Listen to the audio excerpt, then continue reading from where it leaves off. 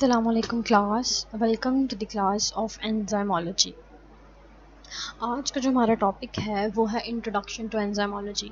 Enzymology से आपको ये बात तो समझ में आ रही होगी कि ये स्टडी है एंजाइम्स की। अब हमने ये देखना है कि एंजाइम्स क्या होते हैं और एंजाइमोलॉजी पढ़ के हमें क्या फ़ायदे हैं, हमें क्या नुकसान हैं, एंजाइमोलॉजी की क्या क्या एप्लीकेशंस हैं। ये सारा कुछ हम इस टॉपिक में कवर करेंगे। तो सबसे पहले हम देख लेते हैं कि एंजाइम क्या होते हैं। Enzymes are proteins in nature. Enzymes जो होते हैं वो यूजुअली प्रोटीन्स होते हैं, और आपको पता है कि प्रोटीन्स क्या होते हैं। हमारे मैक्रोमोलिक्यूल्स जो हमारी बॉडी में होते हैं वो होते हैं कार्बोहाइड्रेट्स, प्रोटीन्स एंड लिपिड्स और न्यूक्लिक एसिड्स। ये चार होते हैं मेन कंपोनेंट्स जिससे हमारी ह्यूमन बॉडीज़ और लिविंग बॉडीज़ मिलके बनी हुई होती हैं। उसमें से एक होती है प्रोटीन। प्रोटीन जो होती है, आप अगर अपने सेल के अंदर देखो तो ज़्यादातर फंक्शनल रोल जो प्ले करते हैं, हमारी बॉडी के जितने फंक्शंस, हमारे सेल के जितने भी फंक्शंस हो रहे होते हैं वो with the help of proteins हो रहे होते हैं। और एंजाइम्स जो होते हैं उनका फंक्शन भी हमारी बॉडी के अंदर होता है, और ये एंजाइम जो होते हैं वो प्रोटीन्स होते हैं। तो N enzyme is a protein, ठीक है। यूजुअली एंजाइम्स जो होते हैं वो प्रोटीन्स होते हैं, पर कुछ एंजाइम्स जो होते हैं वो आरएनए भी होते हैं। आरएनए का आपको पता होगा, हमारे पास जो न्यूक्लिक एसिड्स हैं वो दो तरह के होते हैं, एक डीएनए होता है और एक आरएनए होता है। जब डीएनए हमारे पास न्यूक्लियस के अंदर डीएनए होता है, और डीएनए जो होता है वो ट्रांसक्राइब हो जाता है इनटू आरएनए, और फिर उसके बाद वो ट्रांसलेट होता है इनटू प्रोटीन। तो उन्होंने ये बताया हुआ कि एंजाइम प्रोटीन्स भी हो सकते हैं और आरएनए मॉलिक्यूल्स भी हो सकते हैं, जो कि प्रोड्यूस्ड होते हैं in living cells, human bodies में, लिविंग बैक्टीरिया में, प्लांट्स में, वायरसेस में, जितनी भी लिविंग थिंग्स हैं उन सब में प्रोड्यूस होते हैं। अब इनका काम क्या है, एंजाइम्स का हमारी ज़िंदगी में काम क्या है। एंजाइम्स करते हैं कैटालिसिस। कैटालिसिस होती है किसी भी केमिकल रिएक्शन का रेट इंक्रीज़ करना। फॉर एग्ज़ाम्पल, अगर कोई काम को 1 घंटा लग रहा है करने में, किसी केमिकल रिएक्शन को 1 घंटा लग रहा है करने में, तो एंजाइम क्या करेगा, उस रिएक्शन को तेज़ कर देगा, स्पीड अप कर देगा, इस तरह कि अब वो 1 घंटे की बजाय कुछ मिनट्स में रिएक्शन कैरी आउट हो जाएगा। तो डेफिनेशन में लिखा हुआ है, an enzyme is a protein और RNA molecule by living cells, produced by living cells, which is highly specific and highly catalytic to its substrate. अब इस बात का क्या मतलब हुआ, हाईली कैटालिक और हाईली स्पेसिफिक। इसका मतलब ये हुआ कि एंजाइम जो होता है हर केमिकल रिएक्शन के लिए स्पेसिफिक होता है। फॉर एग्ज़ाम्पल, अगर आप ग्लूकोज के कोई रिएक्शन करवा रहे हैं, तो जो एंजाइम उस ग्लूकोज की ब्रेक डाउन कर रहा होगा या उसके साथ रिएक्शन कर रहा होगा, उसके रिएक्शन को स्पीड अप कर रहा होगा, वो स्पेसिफिक टू ग्लूकोज होगा, वो सुक्रोज को जाके उसके ऊपर काम नहीं करेगा। हर एंजाइम स्पेसिफिक होता है अपने सबस्ट्रेट के साथ। Enzymes are a very important type of macromolecular biological catalyst. तो ये बायोलॉजिकल कैटालिस्ट हैं, और ये क्या करते हैं, रेट ऑफ रिएक्शन को इंक्रीज़ करते हैं केमिकल रिएक्शन के। Due to the action of enzyme, chemical reaction in organisms can also be carried out efficiently and specifically under mild conditions. Because of this enzymes, इन enzymes की वजह से ही हमारी body के अंदर, आप देखो हमारी बॉडी के अंदर कितने सारे केमिकल रिएक्शंस हो रहे हैं, सारी की सारी ये केमिस्ट्री ही है। लिविंग बॉडीज़ सारी की सारी केमिस्ट्री ही हैं। डिफरेंट मॉलिक्यूल्स एक दूसरे के साथ कंबाइन हो रहे हैं, डिफरेंट मॉलिक्यूल्स, बड़े मॉलिक्यूल जो होते हैं वो टूट रहे हैं छोटे मॉलिक्यूल्स में। इसकी एग्जांपल मैं आपको ऐसे दे सकती हूँ कि जैसे आप खाना खाते हो, आपने रोटी खाई, अब रोटी आपकी बॉडी को एनर्जी कैसे देगी, आप खाते हो, डाइजेस्ट होती है, डाइजेस्ट होके वो क्या करती है, स्मॉल स्मॉल पार्टिकल्स में कन्वर्ट हो जाती है, और वहाँ से फिर एनर्जी प्रोड्यूस होती है। तो हर उसको जो उसकी जो डाइजेशन है और उसको जो उसके मोनोमर्स में कन्वर्ट करना है, वो सब कुछ भी केमिकल रिएक्शंस के ज़रिए ही हो रहा है ना। तो उन केमिकल रिएक्शंस को कैरी आउट करने के लिए स्पीडअपली हमें एंजाइम्स की ज़रूरत होती है। अगर एंजाइम्स नहीं होते तो हम उतने आराम से चल फिर नहीं रहे होते, क्योंकि हमारा चलना, हमारा आइज़ ब्लिंक करना एक एक सेकंड का काम है ना। हमारे जितने इनवॉलेंट्री रिएक्शंस होते हैं वो सारे के सारे भी केमिकल रिएक्शंस होते हैं। हमारी बॉडी में हर टाइम केमिकल रिएक्शंस होते जा रहे हैं, और उन सारे केमिकल रिएक्शंस को इतनी जल्दी से करने के लिए हमें जो चीज़ रिक्वायर्ड है वो है एंजाइम्स। इसलिए एंजाइम्स अल्लाह ताला ने हमारी ह्यूमन बॉडीज़ में रखे हैं, तमाम लिविंग सेल्स में रखे हैं, जो कि अपना काम कर रहे होते हैं और जिसकी वजह से हम हर चीज़ इतनी जल्दी कर रहे हैं। फॉर एग्ज़ाम्पल, अगर मैं इतनी जल्दी से बोल रही हूँ इस टाइम, तो इसके बोलने के प्रोसेस में भी तो बहुत सारी एनर्जी यूटिलाइज़ हो रही है ना। मेरा ब्रेन काम कर रहा है, मेरी टंग काम कर रही है, तो एनर्जी यहाँ तक पहुँच रही है। अब एनर्जी यहाँ तक पहुँच रही है with the help of some chemical reactions. तो उन केमिकल रिएक्शंस को कैरी आउट करने के लिए एंजाइम हैं, तो ही वो सारा कुछ हो रहा है। Enzymes, almost all enzymes are proteins. जैसे मैंने आपको पहले बताया कि यूजुअली बहुत ज़्यादातर क्वांटिटी ऑफ एंजाइम जो होती है वो प्रोटीन इन नेचर होती है, और आपको पता है protein is a large macromolecule, ऐसी शक्ल के होते हैं एंजाइम्स। और ये हीट लायबल होते हैं, ये सॉल्युबल इन वाटर होते हैं, वाटर में सॉल्युबल हो सकते हैं। इनको अगर हमने प्रेसिपिटेट आउट करना हो, किसी सोल्यूशन में अगर एंजाइम हो उसको निकालना हो, तो हम, क्योंकि एंजाइम जो है वो प्रोटीन है, जिस तरह हम प्रोटीन को प्रेसिपिटेट आउट कर सकते हैं अमोनियम सल्फेट डालकर, इसी तरह इनको भी हम कर सकते हैं। अब एंजाइम जो होते हैं वो स्ट्रक्चरली कैसे होंगे? जैसे प्रोटीन्स होती हैं, proteins are made up of amino acids, ठीक है। बिल्डिंग ब्लॉक्स प्रोटीन्स के क्या होते हैं? अमाइनो एसिड्स होते हैं, और अमाइनो एसिड्स के अंदर नाइट्रोजन होता है। ये भी आपने पढ़ा होगा, ये तो बेसिक है बायोकेमिस्ट्री की। तो एंजाइम्स के अंदर भी ज़्यादा अमाउंट हमें नाइट्रोजन की मिलेगी, क्योंकि ये भी प्रोटीन्स हैं, और प्रोटीन्स की जो सब यूनिट है वो अमाइनो एसिड है। अब यहाँ पर उन्होंने थोड़े से पॉइंट्स बताए हुए हैं कि एंजाइम्स के कौन कौन से बेसिक पॉइंट्स हैं। Enzymes are made up of proteins, और ये हर लिविंग सेल्स में होते हैं। ये इनका काम क्या होता है? ये कन्वर्ट करते हैं सबस्ट्रेट को इनटू द प्रोडक्ट। वो जो केमिकल रिएक्शन हो रहा होता है, जिसमें मतलब दो सबस्ट्रेट आपस में अटैच हो रहे हैं, या एक सबस्ट्रेट फर्दर टूट रहा है किसी चीज़ में, कन्वर्ट हो रहा है किसी चीज़ में, उस कन्वर्जन के प्रोसेस को स्पीड अप करने के लिए, कैटालाइज करने के लिए एंजाइम्स होते हैं लिविंग बॉडीज़ में।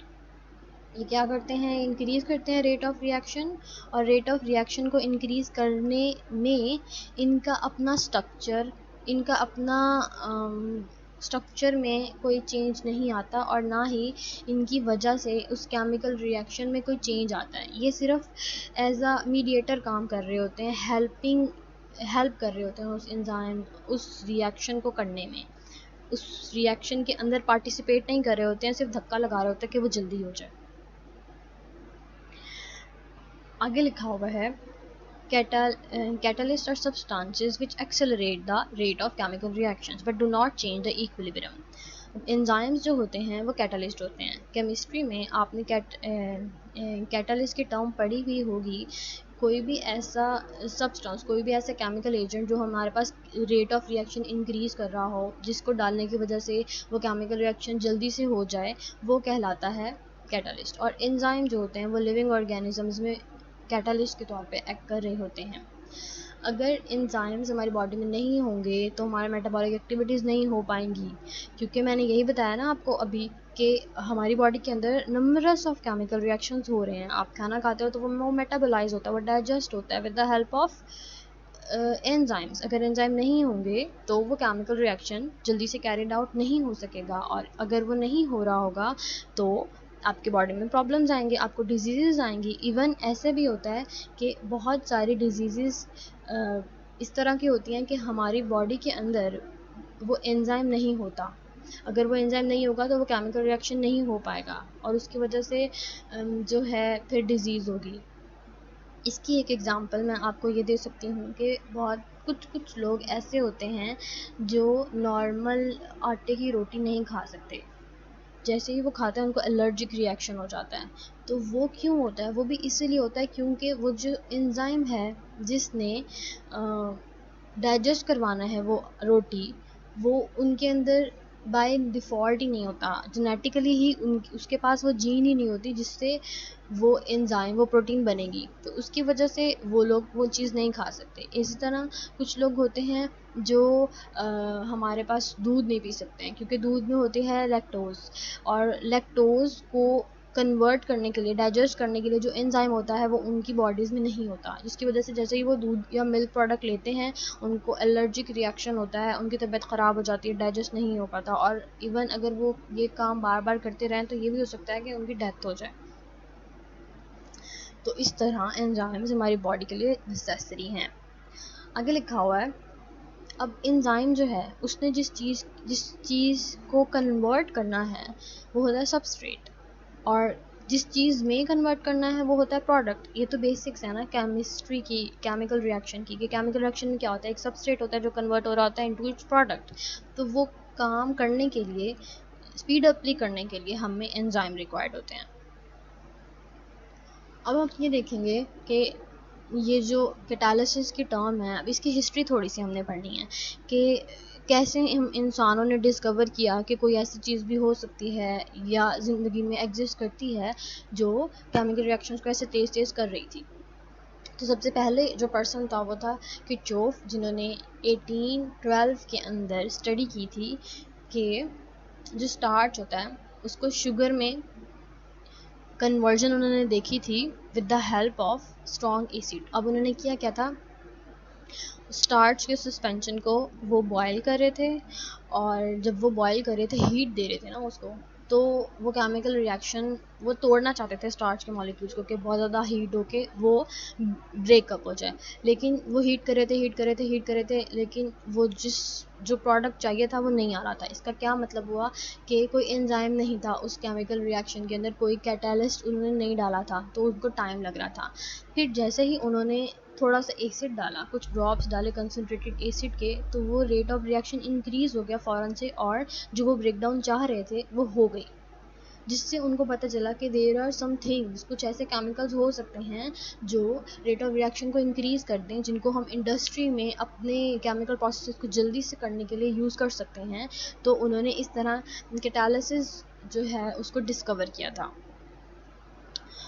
अब आगे 1850 में हमारे पास लुईस पैस्चर ने जो है वो हमें एंजाइम्स के बारे में बताया था। उन्होंने क्या किया था, उन्होंने फर्मेंटेशन का प्रोसेस डिस्कवर किया था, अल्कोहलिक फर्मेंटेशन, जो आप करते हैं यूजुअली आजकल। जैसे आप पिज़्ज़ा बनाते हो तो, या आप ब्रेड बना रहे होते हो तो उसमें जो डो होती है उसके अंदर आप डालते हो यीस्ट डाल के उसको रख देते हो तो वो राइज़ हो जाती है, उसके अंदर फर्मेंटेशन हो रही होती है, और थोड़ी सी शुगर भी डालते हो आप, तो वो वाला प्रोसेस इन्होंने डिस्कवर किया था। Louis Pasteur concluded that it is a catalyst by ferments, and these ferments were inseparable from the structure of the living cell. This view called vitalism prevailed for decades. उन्होंने क्या किया था, उन्होंने yeast ली थी, yeast is a fungus ली थी उन्होंने, और sugar में डाली, और उन्होंने देखा कि वो जो शुगर है वो कन्वर्ट हो गया इनटू अल्कोहल। अब उसने ये देखा कि ये जो यीस्ट है, यीस्ट के अंदर ऐसी कोई चीज़ है जो यीस्ट में से अलग नहीं हो सकती। यीस्ट के अंदर वो एंजाइम था जो ये पूरा का पूरा प्रोसेस को कैरी आउट कर रहा था। तो उसने लिखा, alcoholic fermentation is an act correlated with the life and organisation of yeast cell, not with the death and petrification of the cell. अब उसने ये लिखा कि जब तक यीस्ट सेल जिंदा था तब तक जो है वो शुगर अल्कोहल में कन्वर्ट हो रही थी। जैसे ही यीस्ट सेल मर गया तब ये काम नहीं करा था। इसका ये मतलब है कि यीस्ट सेल के अंदर कोई ऐसी चीज़ थी जो उसके अंदर से वो निकाल नहीं पाया, लेकिन उसने ये कहा कि किस उस लिविंग बॉडी के अंदर, उस यीस्ट के अंदर कोई ऐसी प्रोटीन थी, कोई ऐसा कार्बोहाइड्रेट था, वो उसको नहीं पता था उस टाइम के ऊपर कि वो क्या चीज़ थी। वो चीज़ थी एंजाइम। यीस्ट के अंदर कोई ऐसा एंजाइम था जिसकी वजह से फर्मेंटेशन हो रही थी। जैसे यीस्ट सेल मर गया, जब सेल की डेथ हो जाती है तो सब कुछ ख़त्म हो जाता है ना, तो फिर वो कैरी आउट नहीं हो सका प्रोसेस। अब फर्स्ट एंजाइम कब डिस्कवर हुआ, 17th और अर्ली 18th सेंचुरी में हुआ था, और इसमें जो साइंटिस्ट ने काम किया था वो थे एंसेल्मे पायन, और इन्होंने डिस्कवर किया था डायस्टेज एंजाइम को माल्ट सॉल्यूशन में से। उसके बाद बचनर्स ने काम किया था। अब इन्होंने क्या किया था, इन्होंने यीस्ट एक्सट्रैक्ट के ऊपर पेपर लिखा था और एट द एंड इनको नोबेल प्राइज़ मिला था। इन्होंने ये किया था, वो जो लुईस पैस्चर ने काम किया था ना, कि यीस्ट से उन्होंने फर्मेंटेशन की थी, लेकिन वो यीस्ट में से वो जो भी चीज़ थी उसको निकाल नहीं सके थे। अब इसने क्या किया था, इसने उस यीस्ट सेल में से वो एंजाइम को निकाल लिया था और उसको उसने कहा कि ये है जाइमेज। उसने उस एंजाइम का नाम रखा जाइमेज, जो लुईस पैस्चर नहीं कर सका था। लुईस पैस्चर ने सिर्फ डिस्कवर किया कि हाँ, इस यीस्ट सेल के अंदर कोई ऐसी चीज़ है जिसकी वजह से फर्मेंटेशन हो रही है, लेकिन बचनर जो था उसने उसको एंजाइम को निकाल लिया, सक्सेसफुली निकाल लिया यीस्ट सेल में से और उसको यूज़ किया, और वो भी वही काम करा था जो यीस्ट सेल कर रही थी। तो उसने उस एंजाइम का नाम रखा जाइमेज, जो कि फर्मेंटेशन करी थी सुक्रोज की। उसके बाद समनर एक और बंदा था जिसने 1926 के अंदर यूरिएज एंजाइम को क्रिस्टलाइज किया था। अब हमें पता तो चल गया ना कि एंजाइम क्या होते हैं। अब एंजाइम का स्ट्रक्चर भी तो फाइंड आउट करना था ना। अब उसने जैक बीन्स में से, ये होते हैं जैक बीन्स, ब्राज़ील में पाए जाते हैं जैक बीन्स, फलियाँ, जो फलियाँ होती हैं, उसमें से उसने एंजाइम निकाला यूरिएज और उसको प्यूरिफाई किया और क्रिस्टलाइज किया, और उसको भी नोबेल प्राइज़ मिला इन 1947। उसके बाद क्योंकि उसने एक दफ़ा डिस्कवर कर लिया, अब हम उसकी स्ट्रक्चर की तरफ आ गए। आहिस्ता आहिस्ता हमें पता लगने लग गया कि अब उस एंजाइम का स्ट्रक्चर क्या है। तो वो स्ट्रक्चर जब फाइंड आउट होना शुरू हो गया, वो हुआ with the help of X ray crystallography. X rays की मदद से हमने स्ट्रक्चर देखा, प्रोटीन की मॉडलिंग की, तो हमें दिखा। अभी तक तो ये नहीं पता था ना, ये पता चल गया था कि एंजाइम है, लेकिन अब ये नहीं पता था कि ये है क्या चीज़। तो जब उन्होंने ये सारा प्रोसेस किया तो एट द एंड उनको पता चला कि ये तो प्रोटीन है, इन नेचर ये प्रोटीन है। और जिस चीज़ के ऊपर एक्सरे क्रिस्टलोग्राफी हुई थी, जिस एंजाइम के ऊपर हुई थी, वो था लाइसोजाइम। और लाइसोजाइम आपको पता है टेयर ग्लैंड्स के अंदर होता है, और ये इम्यूनिटी में काम करता है। ये क्या करता है, कोई भी बैक्टीरिया या हमारी आई के अंदर जितने भी इन्फेक्शियस एजेंट्स हो सकते हैं उनको ब्रेक डाउन कर देता है। उसके बाद अब यहाँ तक तो पता चल गया हमें कि एंजाइम जो थी वो प्रोटीन्स थी, सबके सब प्रोटीन वाली चीज़ें ही डिस्कवर हो रही थी। तो हमने कहा कि अच्छा, एंजाइम तो होते हैं, वो सिर्फ प्रोटीन्स होते हैं। लेकिन फिर ये हुआ कि वो जो आरएनए वाले एंजाइम्स थे ना, वो भी डिस्कवर होना शुरू कर दिए। लोगों ने देखा कि कुछ आरएनएज हैं, कुछ चीज़ें प्रोटीन नहीं है, आरएनए हैं। जब उन्होंने क्रिस्टलोग्राफी करके देखी तो उनको पता चला कि कुछ चीज़ें आरएनए हैं और वो भी यही काम करी हैं जो ये वाले एंजाइम करे थे। तो तब इंसानों को पता चला कि एंजाइम्स जो हैं वो दो तरह के हो सकते हैं, उनका स्ट्रक्चर दो तरह का हो सकता है, या तो वो प्रोटीन हो सकती हैं या फिर वो आरएनए भी हो सकते हैं। तो इस तरह डिस्कवरी स्टार्ट हुई राइबोजाइम्स की। राइबोजाइम्स आरएनए वाले एंजाइम्स होते हैं और रिस्ट्रिक्शन एंजाइम्स की। In the early 1980s, research group led by Sidney Altman and Thomas Chess independently found that RNAs can also act as catalyst. और उनको भी इसके बारे में नोबेल प्राइज़ मिला था। और फिर उनको रिस्ट्रिक्शन एंजाइम्स के बारे में भी पता चला। अब रिस्ट्रिक्शन एंजाइम्स क्या होते हैं हम आगे डिटेल से पढ़ेंगे। यहाँ तक आपको ये बात समझ में आ गई कि एंजाइम्स के कहाँ कहाँ पर यूज़ हो सकते हैं और एंजाइम्स किस किस तरह के हैं। आरएनए वाले एंजाइम्स भी हैं हमारे पास और प्रोटीनेशियस नेचर के एंजाइम्स भी हैं, और हमें इसकी हिस्ट्री भी पता चल गई। अब हमने देखना है कि इन एंजाइम्स की एप्लीकेशंस कहाँ कहाँ पे हैं, हम उनको अपनी डेली यूज़ में कहाँ कहाँ पर ला रहे हैं। तो ये जनरल एप्लीकेशंस हैं एंजाइम्स की।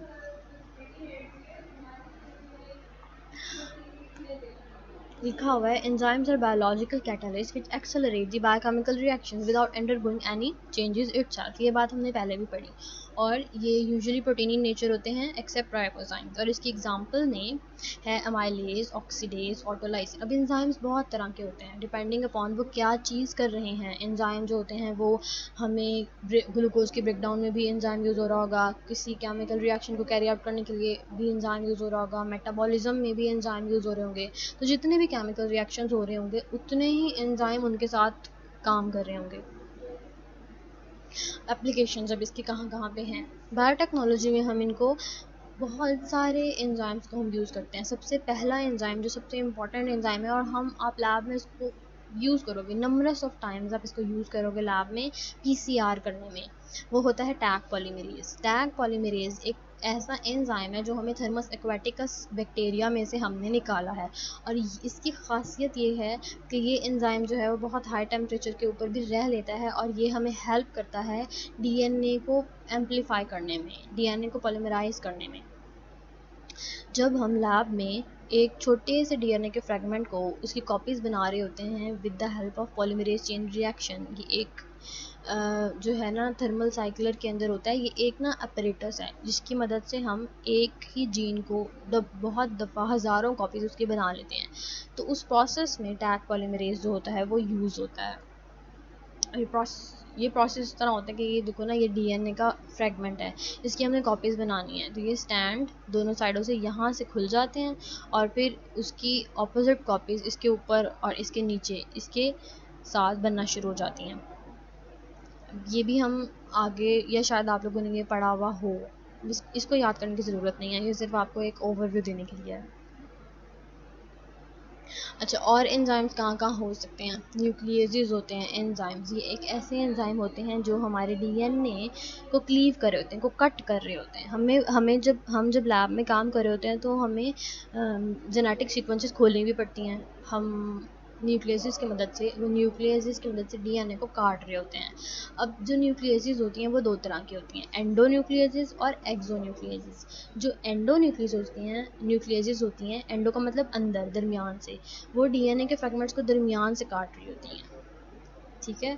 और जो एक्सोन्यूक्लियसिस होती हैं वो डीएनए के फ्रेगमेंट्स को साइडों से ट्रिम कर रही होती हैं, साइडों से काट रही होती हैं, ठीक है। This enzymes breaks the phosphodiester bond within the DNA molecule, DNA molecule के अंदर कट लगा रहा होता है, बॉन्ड तोड़ रहा होता है। सम of these enzymes are not site specific, ribonuclease is one, while some are site specific like restriction enzyme। अब एंडोन्यूक्लियस भी दो तरह की होती हैं, अंदर से तो काट रही हैं लेकिन वो कौन से वाले न्यूक्लियोटाइड को काट रही हैं उसमें भी स्पेसिफिसिटी हो सकती है। फॉर एग्जांपल, एक राइबोन्यूक्लियस 1 होती हैं जो किसी भी जगह अंदर वाली साइड पे डीएनए के मॉलिक्यूल को कहीं पर भी रैंडमली काट रही होती हैं, जबकि जो रिस्ट्रिक्शन एंजाइम्स होते हैं वो किसी स्पेसिफिक पोर्शन, जो जगह हमने सिलेक्ट किया उसी को काट रही होती हैं। और एक्सोन्यूक्लियस वो होती हैं जो साइडों के टर्मिनल्स जो होते हैं उनको कट कर रही होती हैं। ये देखें यहाँ पर मैं आपको बताती हूँ, ये होती है न्यूक्लियस, ठीक है। अब जो एंडोन्यूक्लियस होती हैं वो अंदर से काट रही हैं, ये डीएनए को अंदर वाली साइड से काट रही होंगी, जबकि जो एक्सोन्यूक्लियस होती हैं वो साइडें काट रही होंगी, ठीक है। अब एंडोन्यूक्लियस भी दो तरह की होती हैं, एक तो वो होगी जो कहीं से भी काट लगा रही है, रैंडम एरर लगा रही है, कहीं से भी काट रही है। और जो रिस्ट्रिक्शन एंजाइम होते हैं वो जो जगह हमने बताई है स्पेसिफिकली सिर्फ उस फॉस्फोडाइस्टर बॉन्ड को तोड़ रही होती है। अब ये आगे वही बता हुआ है, देखो ये होती है एंडोन्यूक्लियस दरमियान में कट लगाती है अंदर वाली साइड पर, और एक्सोन्यूक्लियस साइडों को कट लगाती है। इसके अलावा आप कौन कौन से एंजाइम हो सकते हैं? लाइगेजेस होती हैं। लाइगेजेस वो एंजाइम्स होते हैं जो डीएनए के पीसेस को आपस में जोड़ते हैं, ग्लू की तरह। जैसे आप ग्लू को यूज़ करते हो वो चीज़ जुड़ जाती है ना, ऐसे ही हमारे पास लैब के अंदर लाइगेजेस होती हैं। ये एंजाइम्स होते हैं जो कि दो डीएनए के फ्रैगमेंट्स को, देखो ये जो हमने यहाँ पर तोड़े, इनको जोड़ देते हैं। फिर होते हैं हमारे पास रिवर्स ट्रांसक्रिप्टेज एंजाइम्स। अब जो रिवर्स ट्रांसक्रिप्टेज एंजाइम होते हैं ना, वो कन्वर्ट करते हैं आरएनए को डीएनए के अंदर। रिवर्स ट्रांसक्रिप्टेज एंजाइम जो होता है वो एचआईवी में होता है। अब देर आर और भी बहुत सारे डिफरेंट एंजाइम्स हैं। अब उन्होंने बताया हुआ है कि डिपेंडिंग अपॉन कोई केमिकल ग्रुप वो ऐड कर रहे हैं डीएनए में या रिमूव कर रहे हैं, हमने उनको डिफरेंट नाम दिए हुए हैं। तो पहला है हमारे पास अल्कलाइन फॉस्फेटेज, ये हमें मिलता है एस्चेरिचिया कोलाई बैक्टीरिया में से। और ये क्या करता है, ये डीएनए के 3 प्राइम एंड से फॉस्फेट ग्रुप को रिमूव कर देता है। डीएनए का जो मॉलिक्यूल होता है उसमें से फॉस्फेट ग्रुप को रिमूव कर देता है, जबकि जो पॉलीन्यूक्लियोटाइड काइनेज होता है वो 5 प्राइम एंड में वही फॉस्फेट ग्रुप को अटैच कर देता है। ये आपको इसी तरह याद करने होंगे। फिर आगे होता है टर्मिनल डीऑक्सीन्यूक्लियोटाइड ट्रांसफेरेज। अब ये एंजाइम जो होता है वो थाइमस टिश्यूज में से एक्सट्रैक्ट किया गया है। और अब ये क्या करता है, it has the capacity to add 1 और more nucleotide in 3 prime end of the DNA. अब डीएनए है, डीएनए का बड़ा सा मॉलिक्यूल होता है, उसमें डिफरेंट पोर्शन है ना। तो जो पहला वाला है अल्कलाइन फॉस्फेटेज जो है वो 3 प्राइम एंड में से रिमूव कर रहा होता है फॉस्फेट ग्रुप, जबकि ये वाला जो होता है टर्मिनल डीऑक्सीन्यूक्लियोटाइड ट्रांसफेरेज, ये ऐड कर रहा होता है न्यूक्लियोटाइड्स को उस 3 प्राइम एंड पे। इस तरह different enzyme different chemical reactions के लिए होते हैं।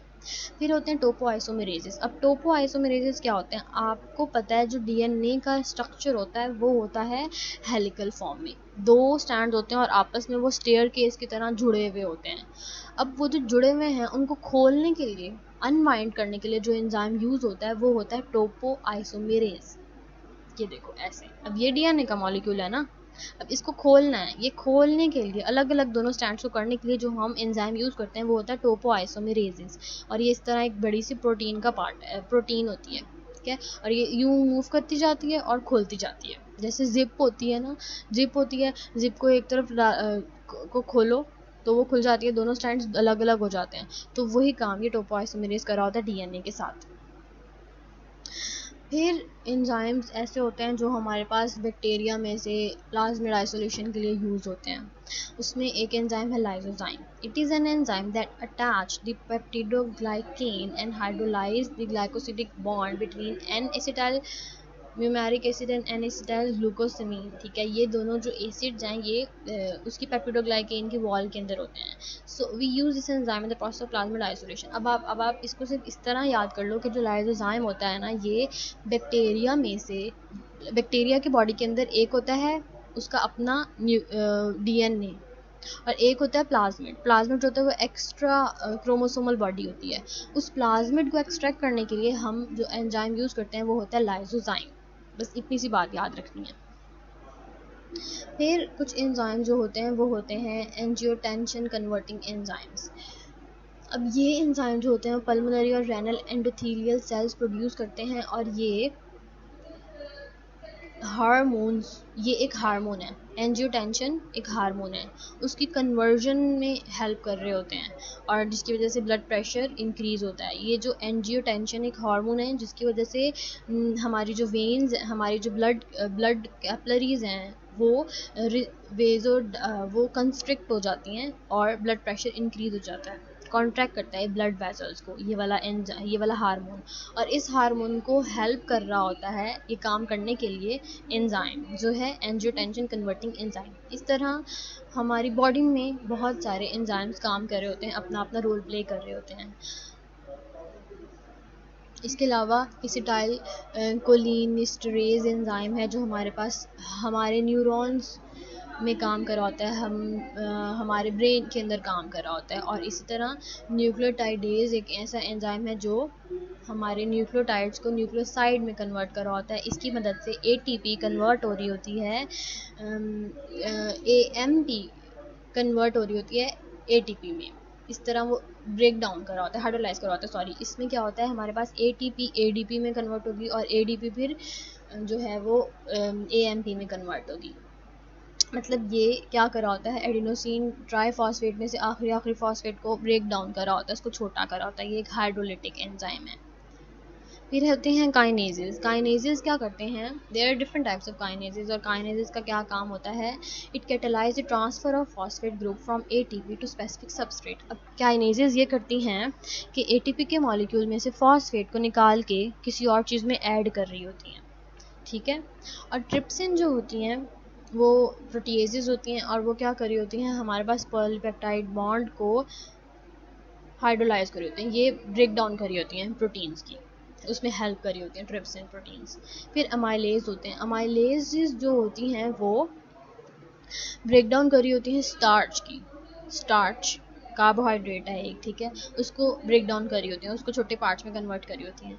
और जो लाइपेसेस होती हैं हमारे पास, वो लिपिड को ब्रेक डाउन करी होती हैं। लिपिड की ब्रेक डाउन के लिए जो यूज़ होता है वो लाइपेसेस होता है, एंजाइम होता है। फिर एंजाइम जो होते हैं, ये तो हमने ह्यूमन बॉडी की बात कर ली ना कि एंजाइम यूज़ होते हैं। अब हमारे पास लैब्स में भी तो बहुत सारे एंजाइम्स यूज़ हो रहे हैं जिनको हम इंडस्ट्री में यूज़ कर रहे हैं। तो सबसे पहला एंजाइम तो इसमें वो एंजाइम है जो आप यूजुअली यूज़ करते हैं अपने घरों में। जैसे हर किसी के पास वो होता है ना शुगर चेक करने वाला अपरेटस, उसके अंदर एक स्टिक सी लगी हुई होती है, और उस स्टिक के ऊपर जब जिस स्टिक के ऊपर आप ब्लड डालते हो, वो जो स्टिक के ऊपर जिस जगह पे आप ब्लड डालते हो ना, वहाँ पे एंजाइम लगा हुआ होता है, जो एंजाइम फ़ौरन से ब्रेक डाउन कर देता है उस ब्लड की, और उसमें से हमें बता देता है कि क्वांटिटी उस चीज़ की कितनी है, ब्लड शुगर लेवल कितना है।